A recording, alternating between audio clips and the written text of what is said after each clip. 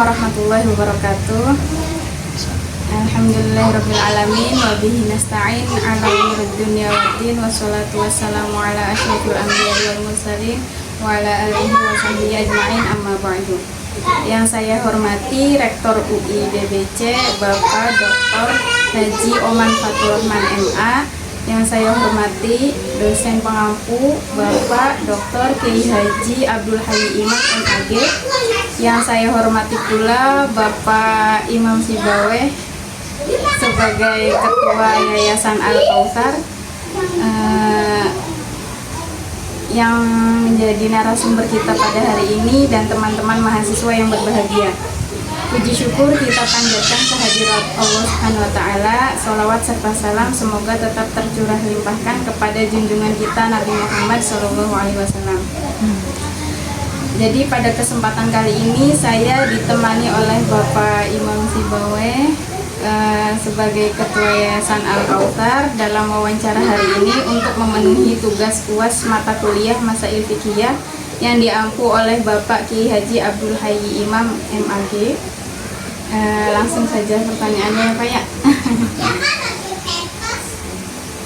Jadi yang mau saya tanyakan adalah bagaimana menyikapi kesetaraan gender dalam dakwah, karena dewasa ini sering terjadi dalam kehidupan suami istri berbalik peran.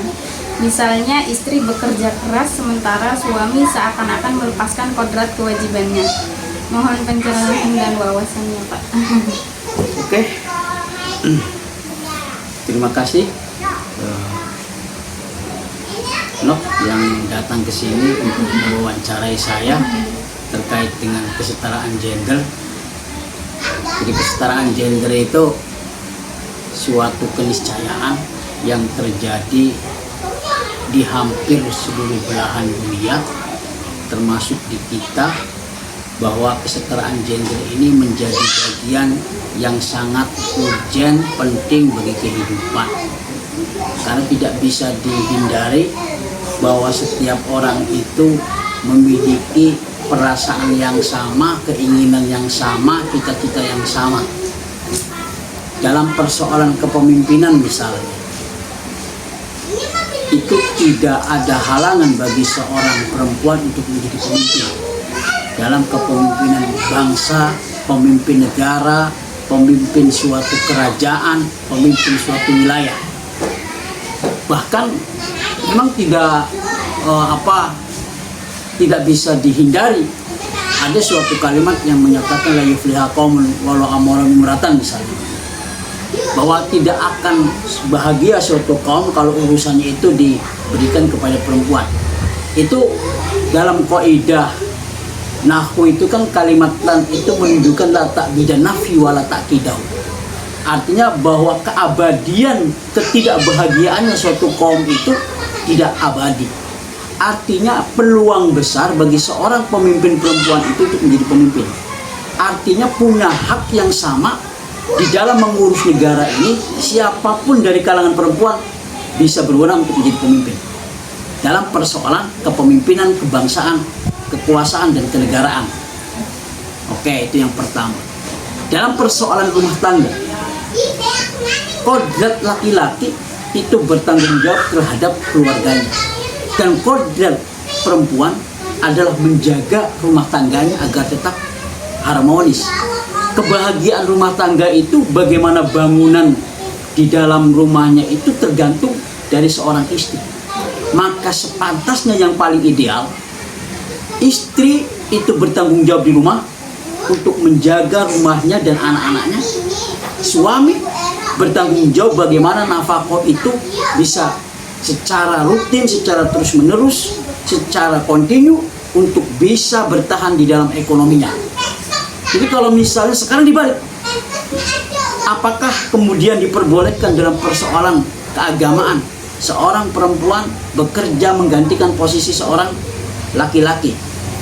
Itu sudah menyalahi kodrat.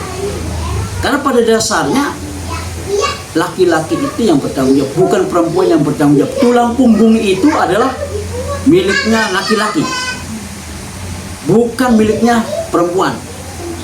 Kalau misalnya terjadi dalam kehidupan karir, laki-laki di rumah, perempuan karirnya melesat, itu malah di luar dari nilai-nilai kehidupan kita dalam beragama.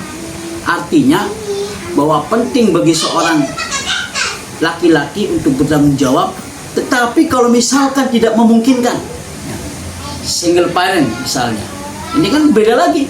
Berarti dia bertanggung jawab seutuhnya di dalam rumah tangga itu untuk menjadi tulang punggung di dalam rumahnya, bekerja di luar, kemudian mencari nafkah, kemudian mencari penghasilan untuk menafkahi anak-anaknya. Itu beda lagi. Jadi tanggung jawab itu diberikan kepada seorang istri yang ditinggal oleh suaminya, entah dalam meninggal dunia atau dalam keadaan cerai.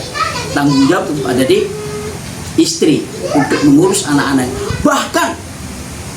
Bahkan kalau misalnya di dalam rumah tangga itu tidak ada keharmonisan, kemudian seorang istri ini ingin menikah, sementara ada anak-anak yang harus dijaga, itu akan lebih baik tidak menikah demi menjaga anak-anak.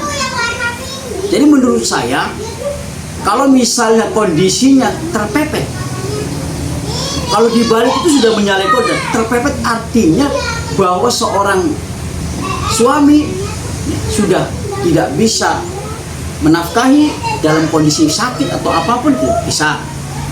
Kemudian dalam kondisi seorang istrinya ditinggal cerai ataupun ditinggal mati, itu bisa untuk menjalankan kewajiban-kewajiban seorang istri untuk melaksanakan kesetaraan gender itu.